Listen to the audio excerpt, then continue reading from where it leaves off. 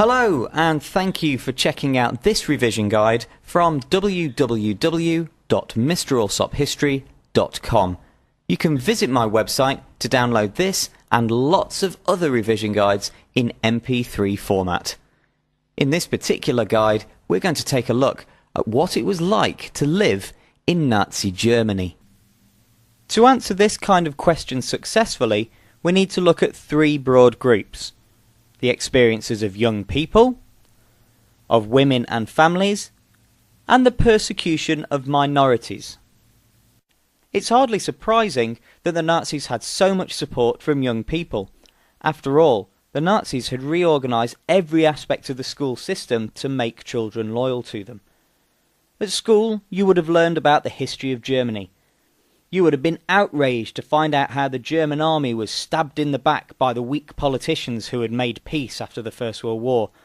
You might well remember the hardships of the 1920s for yourself, but at school you would have been told how these were caused by Jews squeezing profits out of honest Germans. By the time you were a senior pupil, your studies in history would have made you confident that loyalty to the Führer was right and good. Your biology lessons would have informed you that you were special as one of the Aryan race which was superior in intelligence and strength to the Untermenschen, or subhuman Jews and Slavs of Eastern Europe. Even maths and science were used to get across the Nazi messages of racial hatred and the glory of war. Also, the Nazi youth organisations were very attractive. As a member of the Hitler Youth, or the League of German Maidens, you would have marched in exciting parades with loud bands. You would probably be physically fit. Your leisure time would also be devoted to Hitler and the Nazis. You'd be a strong cross-country runner and confident at reading maps. And after years of exciting summer camps, you'd be comfortable camping out of doors, and if you were a boy, you would know how to clean a rifle and keep it in good condition, just like a real soldier. The Nazi propaganda machine was also deliberately targeting young people, and as a child in Nazi Germany you might well feel slightly alienated from your parents because they weren't as keen on the Nazis as you were. After all, your family might expect your first loyalty to be to your family, whereas the Hitler Youth makes it clear that the first loyalty of young people was to Adolf Hitler. Many young people were attracted to the Nazi youth movements by the leisure opportunities they offered. Then again, there were really no alternatives. All other youth organisations had been either absorbed or made illegal. Even so, only half of all German boys were members in 1933, and only 15% of girls.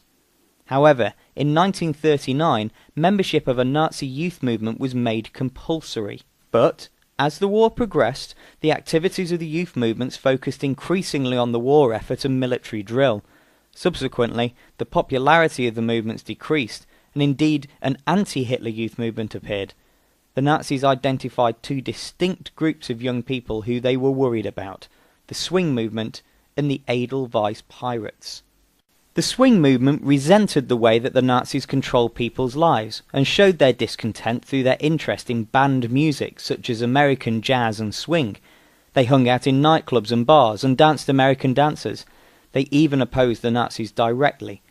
But the swing movement was only a tiny minority of young people who generally came from better-off families. Nevertheless, they did irritate the Nazis, because the Nazis did not like the fact that they did not conform. They also viewed the jazz that they listened to as corrupt. The Edelweiss Pirates was a name given to many small groups of young people from many different parts of Germany. They wore the Edelweiss flower as a symbol of their resistance to the Nazis, and the earliest groups appeared in 1934. By 1939, there were an estimated 2,000 Edelweiss pirate groups. Some pirate groups were like the swing groups. They just opposed Nazi control of their lives, but others opposed Nazi political ideas and would make fun of Hitler Youth groups or even violently attack them. When the war started in 1939, the pirates stepped up their activities. Some groups were involved in spreading anti-Nazi propaganda and even in helping enemy aircrews who had been shot down. But soon the Nazis began to clamp down on the groups. In December 1942, 739 Edelweiss pirates in Cologne were sent to labour camps. In 1944, the Nazis hanged the leaders of the Cologne Edelweiss pirates. The Nazis were a very male-dominated organisation, and Hitler himself had a very traditional view of the role of the German woman as wife and mother. It's worth remembering that many women agreed with him. For example, in many small towns and rural areas, traditional values about women and the family were very strong. Working women, especially young working women, were seen as immoral or corrupt, and many older women agreed with the view that women should be wives and mothers. The churches generally supported the idea of women as homemakers, wives and mothers, and many unemployed men felt that women should give up work and let men have their jobs. There's also evidence that many women found the Nazi women's organisations very rewarding. They got to meet new people and travel around the country, and Hitler was particularly popular amongst women. The Nazis supported this message about women with actions. As soon as they came to power, they forced many professional women to quit their jobs. Women were banned from civil service jobs in 1933 and from working as lawyers in 1936. In the League of German Maidens, the BDM, and at school, girls were taught about health and housekeeping skills.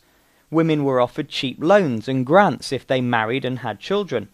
An honours system was even set up. A couple with 8 children got the highest Gold Cross award. These measures worked to some extent. The birth rate in Germany increased from 15 per 1,000 in 1933 to 20 per 1,000 in 1939. But, as with so many aspects of Nazi Germany, these policies ended in chaos and the Nazis had to change track. In 1936, Germany's economy was recovering, unemployment was falling and the armed forces were growing. By 1938, Germany was short of workers. Guess who took the new jobs? Well, the women. By 1939, there were 1.4 million more working women than there had been in 1933, but mostly these were in low-grade jobs with low wages. There were also some very well-known women in Nazi Germany. Magda Goebbels, the wife of propaganda boss Joseph Goebbels, often appeared in news films. She talked and wrote about health, beauty and fashion. Leni Riefenstahl was a high-profile film producer and director. Gertrude Schultz-Klink was head of the Nazi Women's Bureau, although she was excluded from any important discussions, such as the one to conscript female labour in 1942. It's important to remember, though, that while some women did do very successfully in Nazi Germany, these were the exceptions to the rule, as most women were forced into a traditional role as primarily the mother and housewife.